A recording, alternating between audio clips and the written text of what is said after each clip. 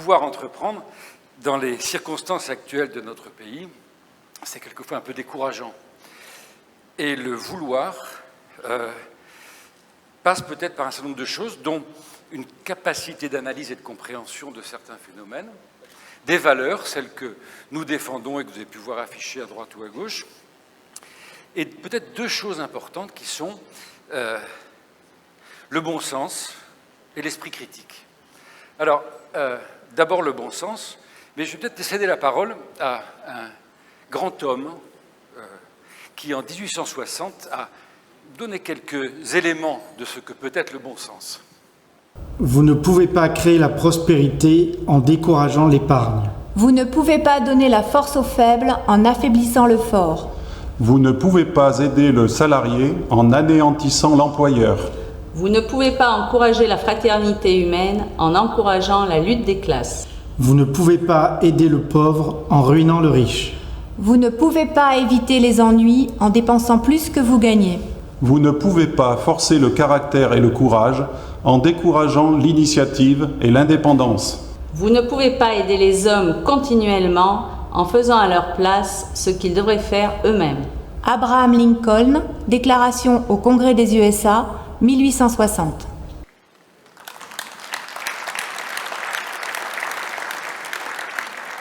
Pas mal, hein?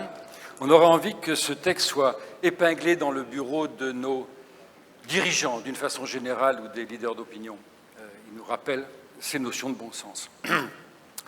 Ensuite, le sens critique, qui est une vertu essentielle, et en particulier pour remettre en cause des idées préconçues et des vérités qui nous sont assénées, qui ne sont vérités que parce qu'on nous les répète continuellement. C'est une forme de lavage de cerveau. Exemple. Avantage acquis. Alors je vais être un peu politiquement incorrect, je vous le dis tout de suite. Avantage acquis, ce ne sont rien d'autre que des chèques sans provision si le financement n'est pas acquis préalablement. Et au mieux, pour nous, des dettes qu'on laisse à nos enfants. Autre chose, les partenaires sociaux qui ne sont pas partenaires mais adversaires et qui n'ont rien à voir avec le social, si ce n'est des défenses en général de catégorie et de corporatisme. Autre chose encore, et aujourd'hui c'est quand même quelque chose de relativement actuel, le droit de grève, qui est une évidence, une nécessité, une justice, qui aujourd'hui est dévoyée par peut-être des groupuscules, des syndicats, comme la CGT, il faut dire son nom, qui, je vous le signale, s'il y avait aujourd'hui autant de salariés que de participants à ce dîner, nous aurions entre 8 et 10 syndiqués de la CGT, dont 8 seraient de la fonction publique.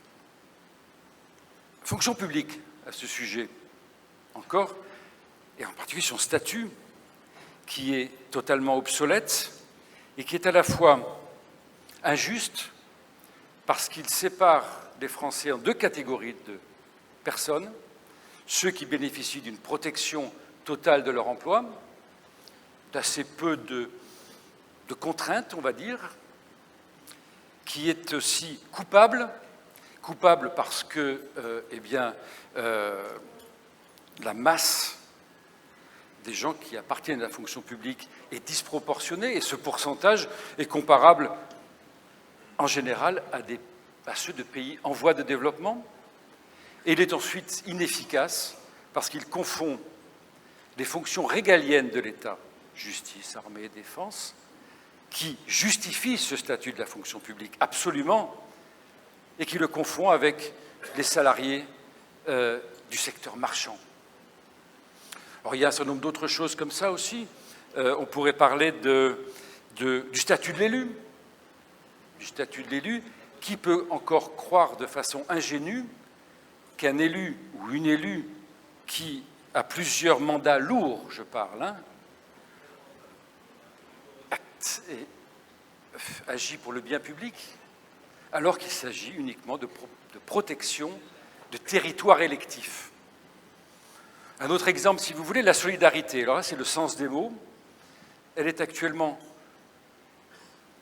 détournée, et depuis longtemps, au profit d'intérêts catégoriels, d'intérêts particuliers, aux dépens de ceux qui en bénéficieraient, qui devraient en bénéficier le plus, c'est-à-dire la vieillesse indigente, l'enfance blessée, le handicap, les accidents de vie.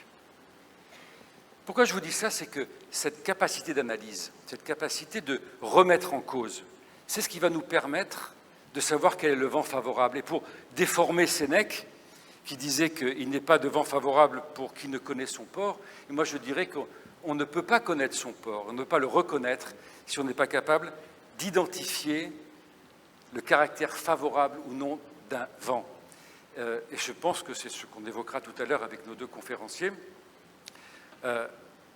Voilà ce que je voulais vous dire sur ces deux points, le bon sens et le sens critique. Et puis, aussi une chose, cette capacité d'entreprendre, et j'en terminerai là, elle va dépendre aussi du local, de ce qui va se passer autour de nous et dans les collectivités territoriales. Alors, on vient de passer quelques mois de mélodrame, juste souvent, un peu moins de temps en temps, parfois teinté d'égoïsme ou d'arrogance, mais aujourd'hui on y est. Je sais que ce n'est pas parfait, nous savons que ce n'est pas parfait, mais on y est. Alors évidemment, d'autres recours existent, aboutiront-ils ou pas, mais nous, entrepreneurs, entreprises, il est indispensable qu'on avance. Et entre un entrepreneur pertuisien, marseillais ou aixois, bien sûr, on va peut-être payer les pots cassés de certains, mais ça s'appelle aussi la solidarité. Et puis, il y a l'exigence de la loi qui est là. La métropole est ici, aujourd'hui.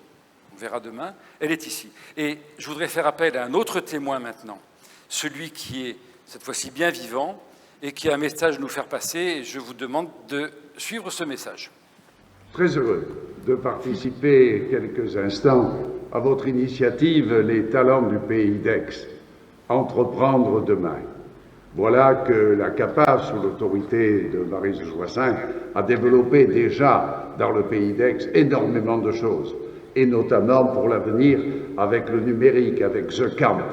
Eh bien, la métropole poursuivra de la même manière, ensemble, car nous sommes de ceux qui voulons aider ceux qui entreprennent, ceux qui ont du courage, ceux qui prennent des initiatives afin de développer l'économie et de faire reculer le chômage. Voilà ce qui a été fait dans le pays d'Aix, voilà ce que nous continuerons à faire.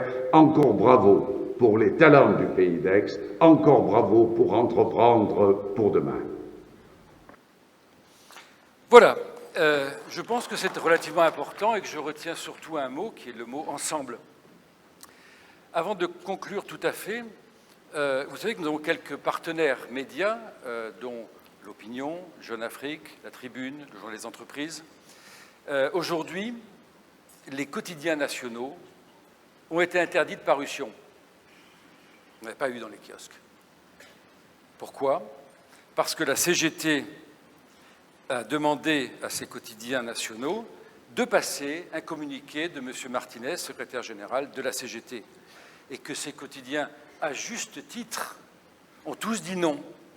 Nous sommes dans un pays de liberté d'information comme d'expression. On n'obéit pas aux diktats.